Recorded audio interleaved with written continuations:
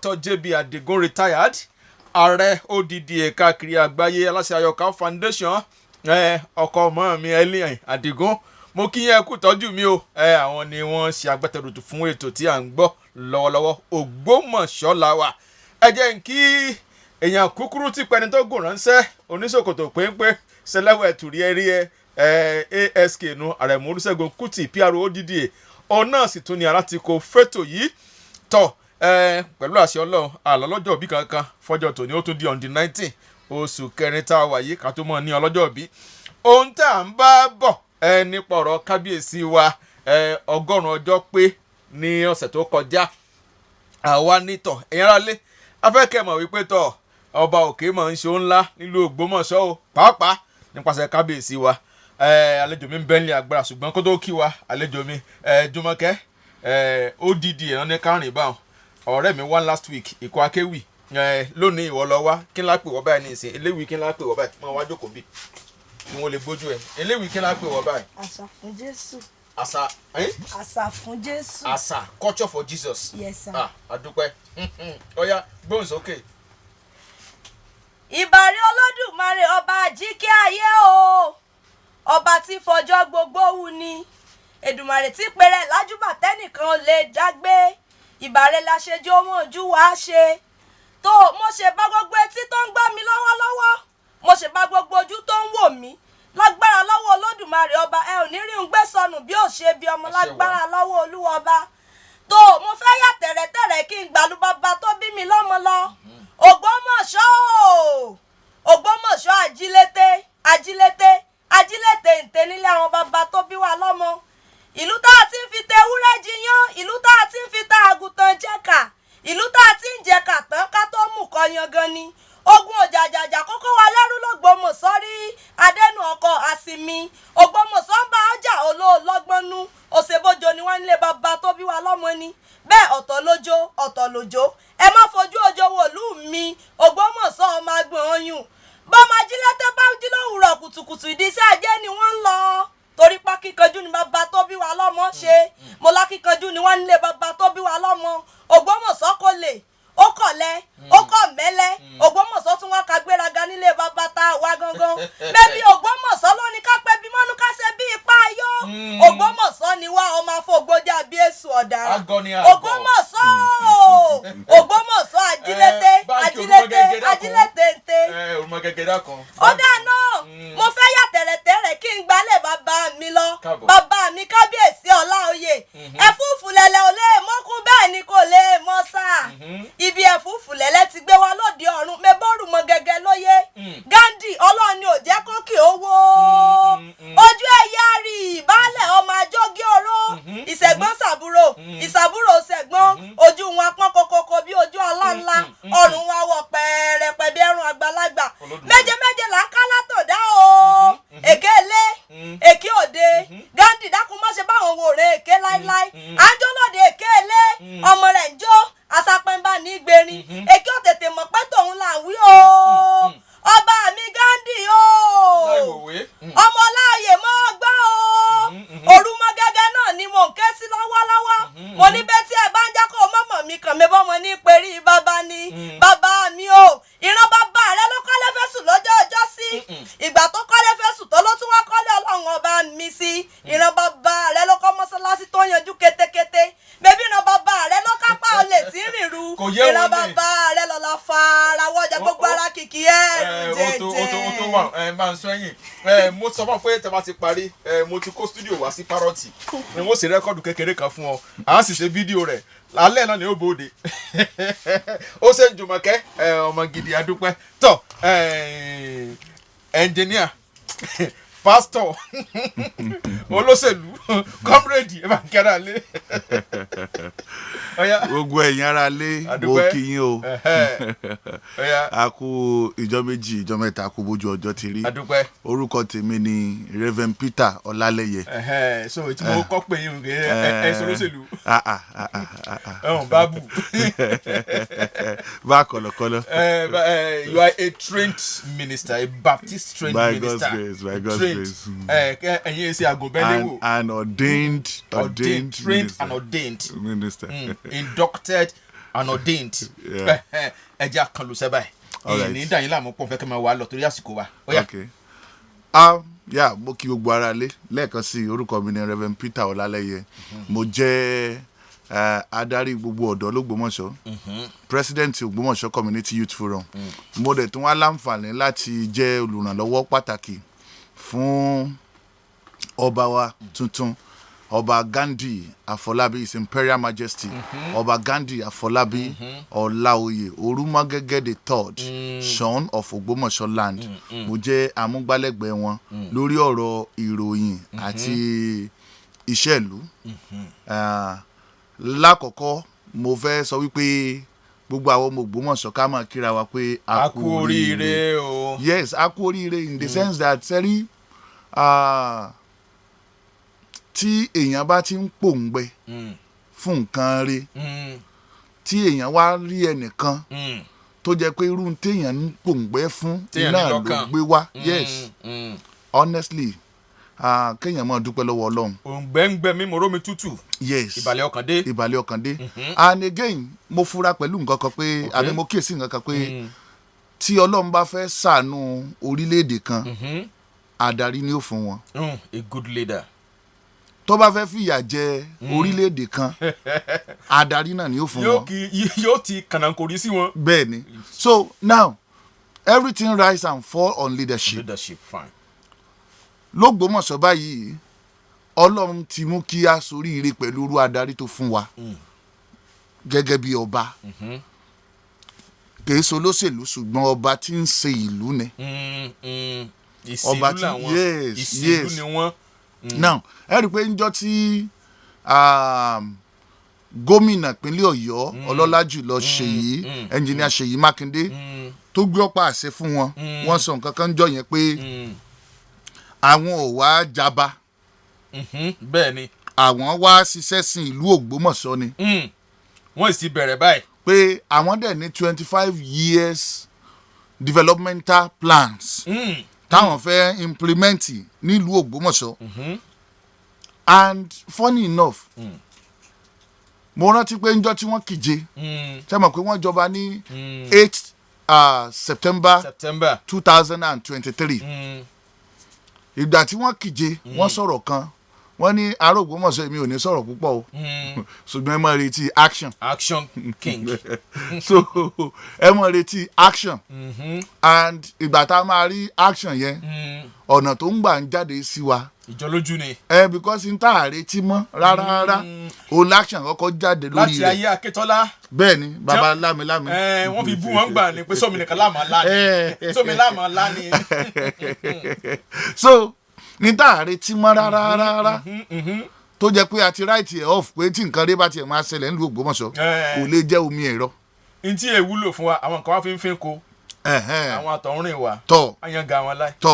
So nísìn báyìí mo mọ̀ pé tá a bá béèrè lọ́wọ́ nkálukú pé ẹni ó tó bí 40 years báyìí tó tó bí 50 years báyìí ọdún wo lẹ ti rómi káyìn. afami la mọ̀ pé afami à ń lọ di afami. So òǹkálukú ẹlòmíì ò máa dákọ 30 years ẹlòmíì lè sọ pé 20 years ẹlòmíì lè sọ pé 25 ẹlòmíì jẹ́ lè sọ jù bẹ́ẹ̀ lọ. So omi ẹ̀rọ yẹn kábíyèsí ti bẹ̀rẹ̀ iṣẹ́ lórí rẹ̀ and mo fẹ́ sọ fún wa pé ọba ló ní project yẹn kìí ṣèjọba ìpínlẹ̀ Ọ̀yọ́. Ìjọba ìpínlẹ̀ Ọ̀yọ́ ló ní ojú odò.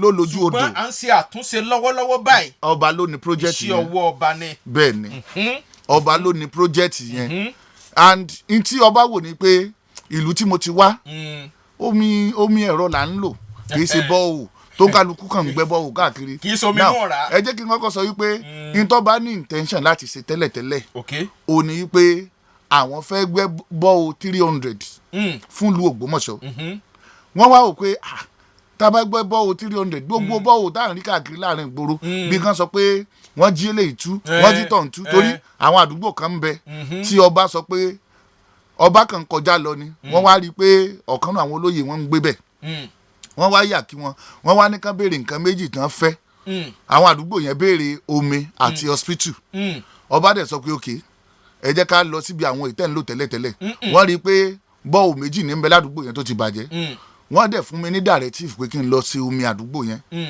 àdúgbò yẹn lọ́wọ́lọ́wọ́ báyìí wọ́n ń gbọ́ mi wọ́n ti ń rí omi ń lò ládùúgbò yẹn wọ́n ti ń rí omi ń lò dáadáa ládùúgbò yẹn nǹkan kejì òun lọ hospital òun náà dẹ̀ máa jẹ́ ṣíṣe láìpẹ́ so now back to omi ẹ̀rọ yẹn is a big project and a ní láti dúpẹ́ lọ́wọ́ ẹni tó jẹ́ chairman Ọ̀yọ́ State Water Corporation fún ìfọwọ́sowọ́pọ̀ rẹ̀ pẹ̀lú ọba àti ìlú Ògbómọ̀ṣọ́ because ní kété tó gbọ́ pé ọba lọ sí water works láti lọ wo ohun tó ń ṣẹlẹ̀ ńbẹ̀ òun náà lè dájọ́ kò mọ́ eré ló sá l'Ógbómọ̀ṣọ́ láàárọ̀ ọjọ́ kejì ó dẹ̀ ń sọ fún kábíyèsí wípé kò tí ì sí ọba kankan tó gbèrú ìgbésẹ̀ tẹ́ gbé yìí láìgbà tó ń ti di chairman kò sí anybody tó bóun discuss lórí ìdàgbàsókè ìlú rẹ̀. gbogbo ẹ̀ náà ìjọba ni. so pé ó yọ òun lẹ́nu and wọ́n dẹ̀ jọ jókòó pé kí ló máa ná wa láti yanjú omi yìí fún rẹ̀ ló lọ gbé engineer kan dìde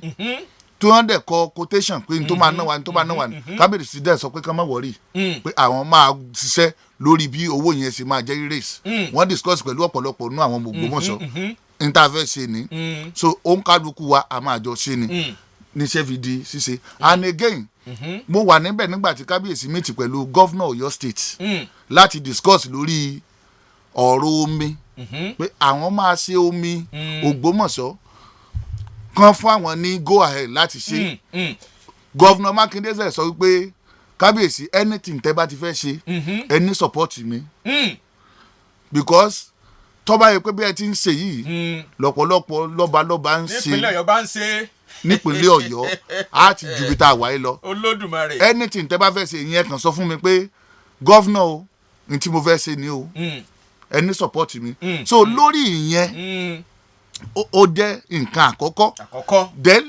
ẹlẹ́ẹ̀kejì now kí n tó kò lórí ọ̀rọ̀ omi yẹn mo fẹ́ assure Ògbómọ̀ṣọ́ people gẹ́gẹ́ bí ẹni tó jẹ́ amúgbálẹ́gbẹ̀ẹ́ ọba pé kóṣù yìí ò tó parí omi Ògbómọ̀ṣọ́ máa bẹ̀rẹ̀ sí ní jáde bẹ́ẹ̀ ni because iṣẹ́ yẹn ó ti parí débì kan pipe tí wọ́n ń lè wọ́n ti parí ẹ̀ gbogbo tí wọ́n fi yanjú omi ní water scheme ní dáàmù lọ́hùn gbogbo ẹ̀ náà ti kó débẹ̀ so kóṣù yìí ó tó parí omi máa jáde níbi reservoir tó wà ní Òṣùpá yẹn Òṣùpá ó ní wọ́n wò pé ó jẹ́ òkè tó ga jù l'Ógbómọ̀ṣọ́ nígbà kan bẹ́ẹ̀ ni àti ibẹ̀ ni wọ́n ti máa púṣì omi sí gbòòrò Ògbómọ̀ṣọ́ so bí omi ṣe máa wọnú ilé kọ̀ọ̀kan bó ṣe máa dádùúgbò kọ̀ọ̀kan ẹ fìyẹn lẹ̀ pẹ̀lú àwọn tó ń ṣiṣẹ́ omi ẹ̀rọ àwọn àjọ tó ń ṣiṣẹ́ omi ẹ̀rọ àwọn náà mọ̀ bí omi ṣe so kẹ́nìkan má sọ pé omi ò ní dádùúgbò mi nǹkan kejì ó ní lórí orí ọ̀rọ̀ ọjà Ògbómọ̀ṣọ́ ọjà Ògbómọ̀ṣọ́ international market ọjà àgbáyé ni. kí n tó sọ̀rọ̀ lórí ìyẹn mo ní láti lu chairman Ògbómọ̀ṣọ́ north lọ́gọ̀ ẹnu honourable Kabiru Ayọ̀adé àdúgbò léyà mi nù. yes ó gbìyànjú gan láti rí i pé ọjà yẹn ó dìde ńlẹ̀ and again kéèyàn ó gbìyànjú kò tó kéèyàn ó réyàn tìlẹ́yìn ní kété tó bá dé ọ̀pọ̀lọpọ̀ nǹkan là mọ̀ tó bá fẹ́ ṣe nílùú Ògbómọ̀ṣọ́ bọ̀ máa sọ díẹ̀ fún wa táǹfààní bá wà ń gbà mí máa padà wá sọ sí pé ọjà yẹn ó tó láti tọ́nu ẹkọ́nọ́mì Ògbómọ̀ṣọ́ around tí ó sọ di ńlá yes láti mú kí ọrọ̀ ajé Ògbómọ̀ṣọ́ kó gbéra sókè tẹ́ ẹ bá kíyèsí ẹ rí i pé Ògbómọ̀ṣọ́ ló jẹ́ ẹnu àlà south ibodè sí àríwá àti gúúsù now sẹ́rí ẹjẹ́ àsọ̀tọ̀ fúnra wa billions of naira là ń lù sí ní oṣooṣù l'Ógbómọ̀ṣọ́ torí pé ọ̀rọ̀ ọjà àwọn òye wa. bẹ́ẹ̀ ni ìdí tíjọba fi wá gbé sẹ́nu bodè àwa gangan tá a ní ìlú àmọ́ now ọ̀pọ̀lọpọ̀ nǹkan tí wọ́n ń gbé lọ sẹ́kọ̀ọ́ yóò gbà bí kọjá ibi ni ó gbà kọjá ọjà yẹn ṣe é ṣe transshipment ọjà tí wọ́n ń gbé bọ̀ láti Kano Kaduna gbogbo òlú bámbámbámbám wọ́n lè já sí Ògbómọ̀ṣọ́ káwọn tí ń bọ̀ láti Èkó kan wá kó ń bẹ̀. ibi ó dàbí port inú. ó máa dàbí port ìdí nìyẹn tí mo fi pè ní transshipment. láti inú ọkọ̀ kan bọ́ sínú ọkọ̀ mi. so àwọn tí wọ́n ń gbé bọ̀ láti Èkó wọn á jálẹ̀ l'Ógbómọ̀ṣọ́. wọ́n já sọ́dọ̀ wa wọ́n sì sanwó ilé. bẹ́ẹ̀ ni agbowole àwọn tí ń bọ̀ àpò náà. bọ́n bá mu pure water lásán l'Ógbómọ̀ṣọ́ bọ́n bá ra oúnjẹ lásán tán bá sun hòtẹ́ẹ̀lì lásán. owó. àwa àpò wa ní gbogbo nǹkan yẹn ń lọ. táyà wọn ojú òun ó tún sí lọ́dọ̀ kékeré so ọdẹ. then àwọn tí wọ́n ń gbé lọ bá lẹ́kọ̀ọ́ àwọn máa wá wọn ìwá s'Ógbómọ̀ṣọ́ wá rajà ni.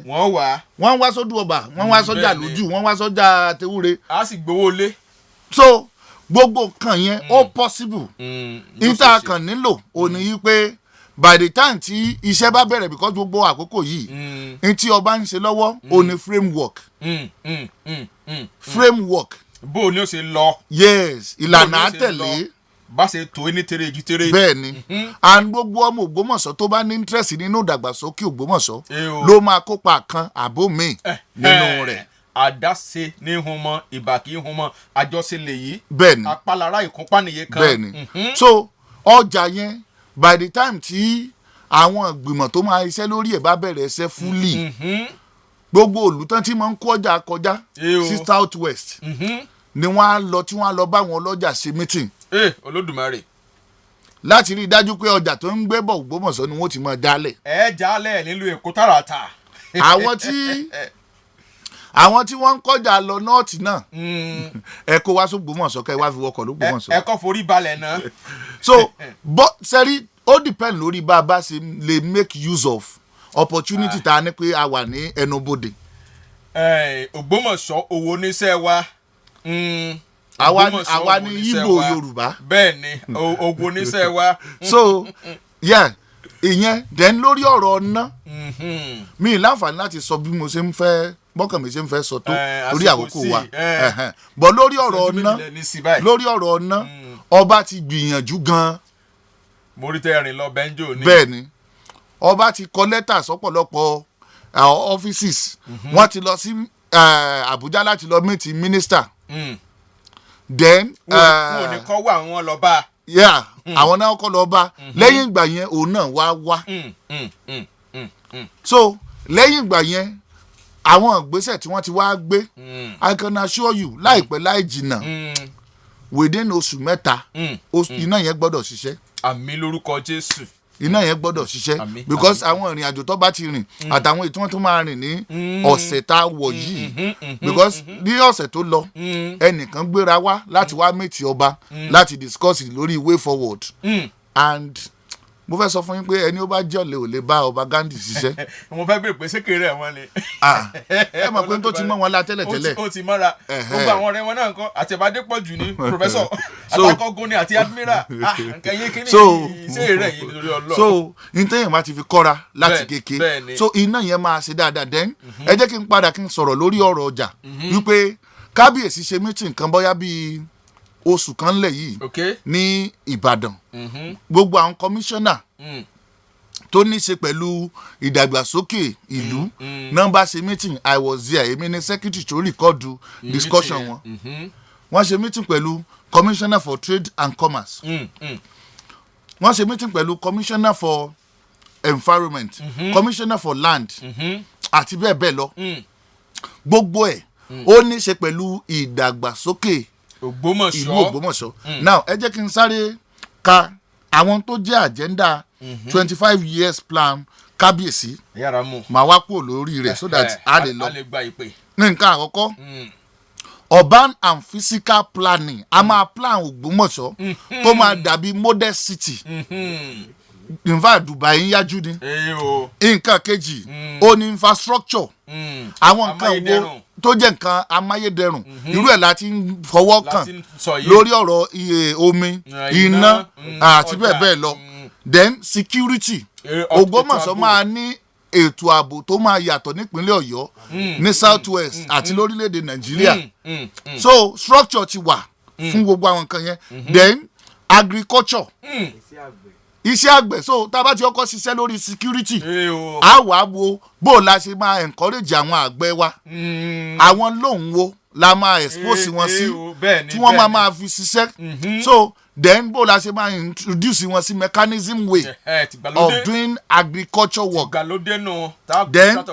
then nǹkan mi bẹ́ẹ̀ ni so nǹkan karùn-ún ó ní transportation and road Ògbómọ̀ṣọ́ is known for good road network láti gba Akíntọ́lá bẹ́ẹ̀ ni so we are going to resuscitate all those things láti mú kó Ògbómọ̀ṣọ́ kó ní ojú ọ̀nà tó dáa then transportation bó la ṣe ní àwọn mọ́tò tí ó máa fààyàn lásọyá láàrin ìlú àwọn wo la máa pè wá kán wá invest sínú transportation wa l'Ógbómọ̀ṣọ́ government will do its own Ògbómọ̀ṣọ́ sons and daughters will also do their home then education ètò ẹ̀kọ́ wa yes ọba ti ṣètò láti rí dájú wípé a ní ètò ẹ̀kọ́ tó múnádóko dáadáa bó la ṣe máa encourage public school tó jẹ́ tìjọba then private institution àti bẹ́ẹ̀ bẹ́ẹ̀ lọ so that a máa gbé àwọn prices kan kalẹ̀ tó máa encourage àwọn ọmọ láti kàwé lọ́wọ́lọ́wọ́ báyìí ọba ti place àwọn ọmọ nǹkan sórí scholarship. bẹ́ẹ̀ ni mo gbọ́n pa ẹ̀. even in Adeleke University school baba Davido àwọn ọmọ kan bẹ tó bá lọ remove lójú títì tó jẹ́ pé wọ́n place wọn sí stipend lóṣooṣù tó ń fún wọn ní owó oṣù pé ẹ lọ kọ́ṣẹ́ so àwọn tí ó lọ léèwé bẹ́ẹ̀ ni àwọn ọmọ Oriza yes so then good health so health care we are going to have that ọ̀pọ̀lọpọ̀ àwọn hospital wa ló jẹ́ pé we are going to see how we will refurbish them area tó bá gùdù sí ti wọn nìyẹn bẹ́ẹ̀ ni wọ́n sọ ń jọ wá kí wọ́n area tí wọ́n gùdù sí nìyẹn so health tourism ààrẹ ló wà so Lautech teaching hospital àti Bowen teaching hospital kò tí ì sí ìlú tó ní teaching hospital méjì ní south west lójú kan náà ní south west àwa yìí kò sí Lagos state gan ni wọn ní àwa ní l'Ógbómọ̀ṣọ́ so we are going to see how we can make them attract people àwọn òyìnbó ọmọ wa bẹ́ẹ̀ ni so Kábíyèsí is going to work on that working together with those two teaching hospitals láti rí dájú wípé wọ́n jẹ́ ìbùkún fún Ògbómọ̀ṣọ́ and they are going to be specialists they are going to be known for a particular thing kì í ṣe pé wọ́n kàn máa ṣe gbogbo ẹ̀ tètè káàkiri but kí ni tẹ́ máa treat tó jẹ́ pé àwọn èèyàn máa ti torí ẹ̀ wá láti orílẹ̀-èdè míì gan so those are the things that Kábíyèsí is going to work then culture and tourism. àṣànú àṣà àti ìrìn ìgbafẹ́. yes èyí tí àwọn. àṣàfún Jésù ní bí. iṣẹ́ kan. so lọ́dọọdún gbogbo àwọn tí wọ́n ń pera wọn ní eégún tí wọ́n ń nara wọn kò ní sí lúlù mọ́. a máa fi pawó ní ìsìn. a máa fi pawó ní ìsìn ìwọ tó fẹ́ gbégún jáde tó máa fún ẹ pé ok o fẹ́ gbégún jáde ó yá gba 5 million. ẹ̀kú wọ́n máa ń pààrọ̀ aṣọ tó wà lára ẹ̀ ó depend lórí bí wọ́n bá ṣe rówó láti ṣe dáadáa tó so tí wọ́n bá sọ pé ìwọ eégún báyìí ó yá gba 5 million lọ decorate aṣọ rẹ kó dùn wò dáadáa tó jẹ́ pé àwọn tó máa wá láti òkè yóò lè wù wọ́n so inú tiẹ̀ náà máa dùn. sáà ní léegun lálẹ́ yẹn báyìí. léegun lálẹ́ yẹn. ẹ bá wulẹ̀ léegun tèmi. ẹ dákọjá fi dó bá wọn. so ọjọ́ ti lọ ilé gba pé mọ́. there are too many here. bẹ́ẹ̀ ni there are too many. so gbogbo àwọn tí wọ́n ń ṣe ìṣẹ̀ṣe wọ́n á lò láti generate owó. láti lówó lọ́wọ́. because wọ́n máa sọ pé àwọn Christian àti Muslim ló lówó lọ́jù ẹ̀yin náà lè fi tẹ̀ ń ṣe ẹ lè fi pawó. bá mi balẹ̀ mọ́ sí fà owó ti dé o jẹ́ káyẹn fà owó ti dé àdúpẹ́ tọ̀ ní bínú n ò ní rìn jù báyìí lọ tóun ò sì ní lè gbà pé kankan ẹ mọ́ bí bá mi àjẹ́ kì í gbé ẹ ṣe mo dúpẹ́ àsìkò ti lọ ni àsìgbọ́dọ̀ rúfin mo dúpẹ́ akọ́gun ẹ ṣeun o akọ́gun ti gbogbo l'Ògbómọ̀ṣọ́ ẹ ṣeun lẹ́ẹ̀kan sí o mo dúpẹ́ rí admiral ẹ ṣeun ọ̀rẹ́ akọ́gun nu bámi adépọ̀jù ẹ ṣe mo dúpẹ́ o yèyé akọ́gun mọ́mi ẹlẹ́n ẹ ṣe àdúpẹ́ o dẹ́dọ̀ rẹ̀ wọ́n lé agbára kékeré mẹ́lẹ́ agbára ń bì ọ̀pọ̀ ẹ̀mí àyàngbádé ọwọ́ àlẹ́ agbára orúkọ tèmi ní Sọjí Abíọ́jẹ́là yòókù lójọ́ mẹ́jọ o àlàáfíà fún ní Ògbómọ̀ṣọ́. Sọ̀ǹda yìí sí Ọláoyè tí jẹ́ Òrumọgẹgẹ apá.